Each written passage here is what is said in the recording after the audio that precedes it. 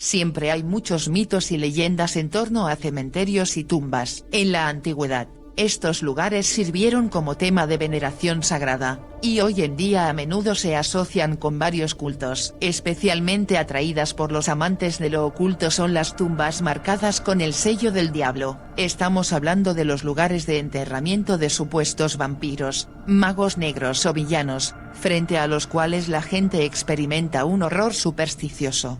Durante mucho tiempo, ha habido leyendas sobre los muertos que se levantan de sus tumbas por la noche y chupan la sangre de los vivos. Por lo general, se les llama vampiros o ghouls. Los diferentes pueblos tienen sus propias formas tradicionales de protegerse de los muertos chupadores de sangre. El más común de ellos es clavar una estaca de álamo temblón en el corazón de un vampiro. Esto supuestamente mata la esencia astral del ghoul.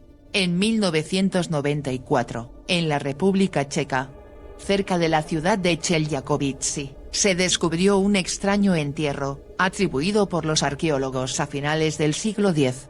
Este lugar fue llamado el cementerio de vampiros. En 11 tumbas había 13 esqueletos atados con cinturones de cuero. Las estacas de álamo temblón se clavaron en la región del corazón, y a algunos les cortaron la cabeza y las manos. Todos los restos pertenecían a hombres de aproximadamente la misma edad, presumiblemente de lugares residentes locales. Sin lugar a dudas, los aldeanos los consideraban vampiros y, por lo tanto, los mataban y luego los enterraban según la tradición ritual. Restos de una mujer encontrados en Polonia. Los restos de una mujer vampiro clavada en el suelo con una hoz en la garganta y un dedo del pie cerrado con candado, para evitar que regrese de entre los muertos. Fueron encontrados en un pueblo de Polonia.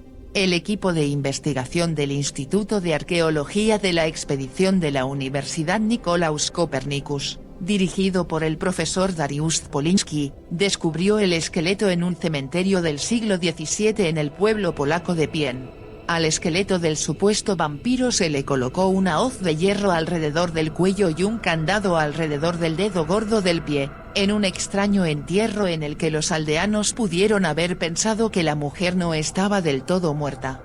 La hoz no se colocó plana, sino que se colocó en el cuello de tal manera que si el difunto hubiera intentado levantarse, lo más probable es que la cabeza hubiera sido cortada o herida. Los vampiros y otras criaturas sobrenaturales han plagado la imaginación de la gente de toda Europa durante siglos. Según Scientific American, ciertas enfermedades que provocan cambios psicológicos y de comportamientos extremos, como la esquizofrenia, la rabia y la tuberculosis, despertaron temores en otros aldeanos de que la persona enferma podría ser peligrosa y, cuando muriera, podría regresar. Cuando fueron enterrados, a menudo fueron restringidos o dañados de alguna manera para evitar que se levantaran de la tumba. Las formas de protegerse contra el regreso de los muertos incluyen cortar la cabeza o las piernas, colocar al difunto boca abajo para que muerda el suelo, quemarlo y aplastarlo con piedras.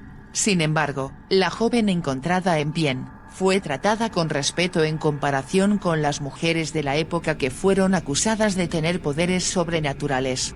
Ella no fue asesinada a través de un ritual, ni fue una de las condenadas a la horca en un juicio por brujería. Una hipótesis que tienen Poliński y su equipo sobre la mujer es que los lugareños pueden haber temido su venganza. Es posible que en su vida la mujer experimentara una tragedia y resultara herida. Por otro lado, su apariencia o comportamiento podría haber provocado que los residentes contemporáneos le tuvieran miedo. Pero esto solo puede probarse investigando más sobre el esqueleto.